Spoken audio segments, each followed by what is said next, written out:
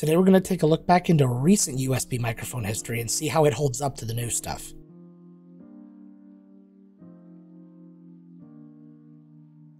Hey everybody, welcome back to the channel. I am Joe Finley, and today we are looking at the Rode NT USB Mini. Among all the new USB microphones that came out kind of at the same-ish time, talking about the Elgato Wave and things like that, this was one of the ones that actually came with a software, kind of along the lines of the Elgato Wavelink software. Now, if you go back to some of my earliest video, I'm actually talking about both of those softwares. The only problem is I couldn't get my hands on the Rode NT USB Mini without spending money I didn't have at the time. Well, guess what? Rode sent me one, so thank you very much to them and to CGM, who actually is kind of the intermediary for that. They send CGM the microphone, CGM sends me the microphone. You'll find my review for this mic and many other things on cgmagonline.com. But now that I finally got a chance to play with this thing, I figured let's see how it holds up against things like the Beacon mic, which has been my mic of choice since I got it, and how well does it work with its software. So out of the box, you get the microphone. It's small, but it's actually really solidly built. It's like a little teeny tiny brick in your hand. Comes with an interesting little stand because you don't actually screw the microphone and the mount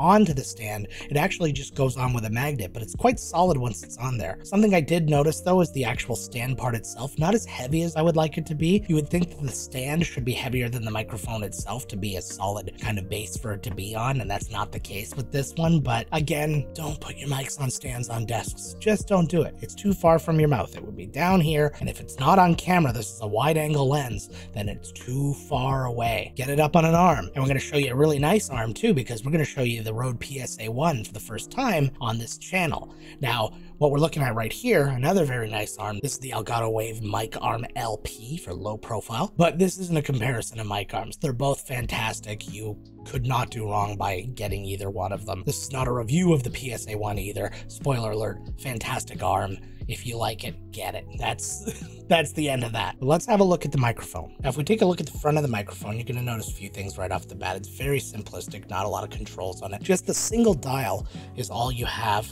That is for your headphone volume. And if you press in the button, it's not a mute. It toggles on the 0 latency, so you can also hear your microphone in the headphones if you are plugged into the back of the microphone. The microphone does not have a mute button on it, which I found a little problematic. They're depending on you to use some kind of software, either your streaming software or Rode Connect or anything like that, to actually do the physical muting, which, okay, fine, but I don't have to do that when I'm in the middle of a stream or I'm recording a podcast or something. I'd like to have something right at my hands, and that button would have been perfect. Or to do something like they do with the Elgato Wave and have like a capacitive thing on the top, so you could just mute it by tapping the top, would have been nice as well. The dial itself, it's really nicely built, but it's actually kind of hard to move. I find myself having to kind of wrestle with it. Like, that's it all the way up, and that's it all the way down. There's nothing you can do to the front because you can't grip it. It has to be done from the bottom. Not a huge fan of that. And something else, this is just kind of apropos of nothing, but I just find it a little bit weird. Mounting the Rode NT USB Mini to the Rode PSA-1 required an adapter. You'd think at the very least that they would standardize their own equipment across the board so that it would be effortless to just throw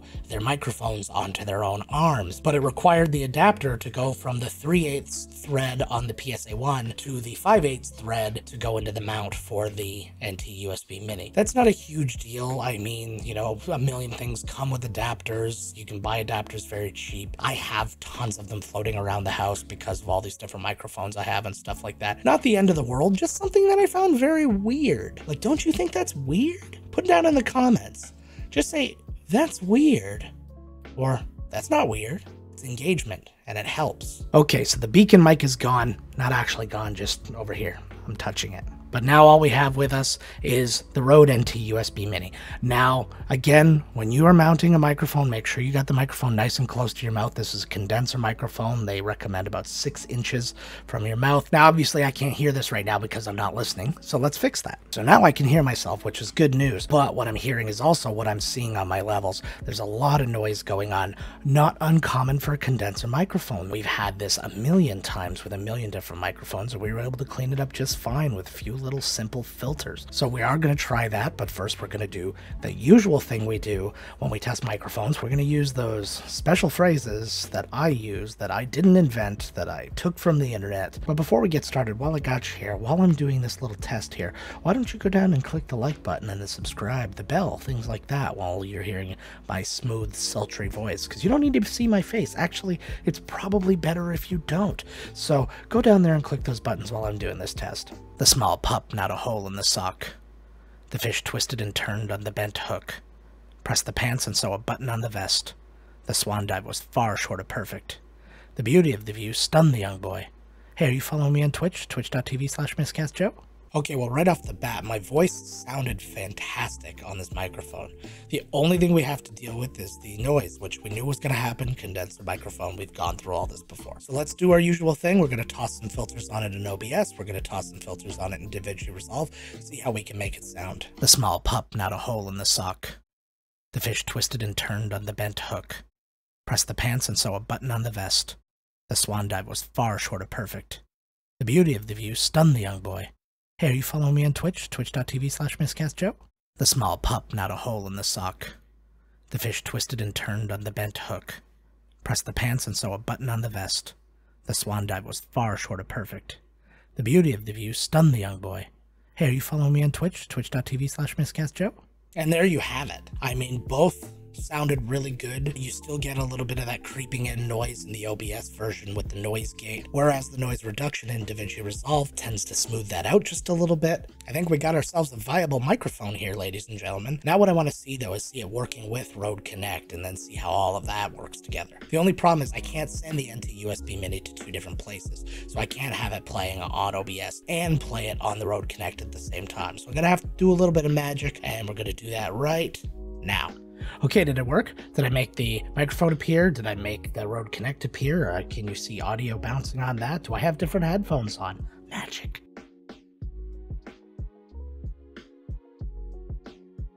So we're seeing right off the bat, it is recording on there, and we can do all sorts of different fun stuff. So this is where I can actually use the sound pad now in an...